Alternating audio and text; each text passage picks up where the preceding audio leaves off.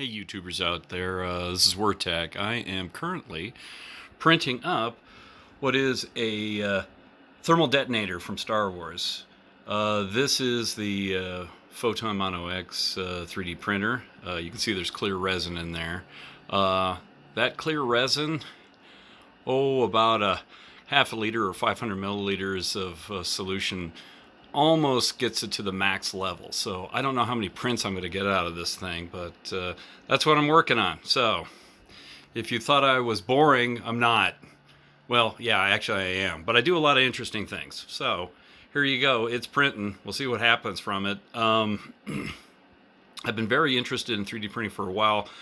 When we got our filament based printer over in the laboratory, so I figured I'd try to do a step up and do the resin stuff. And I know that the website from, well, let's see, Adam Savage, his website talked about this being an entry-level type of printer. Prices have come down quite a bit, so it's somewhat accessible to most people. But as you can see, it's printing up these individual little slices right now.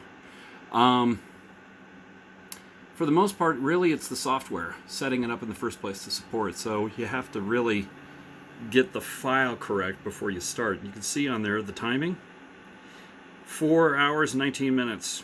It's going to take a long time.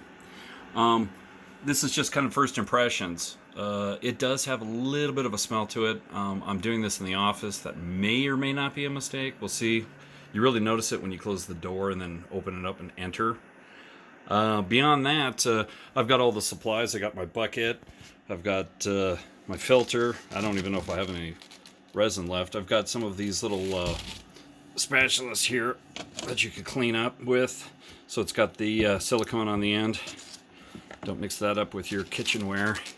And everything at a nice stable table for it to run on. And so there you go. Anycubic.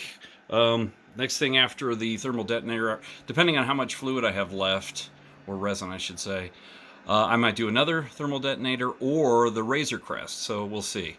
But the trick is to make the supports proper and not to have any islands floating nowhere, because that just leaves material in the on the release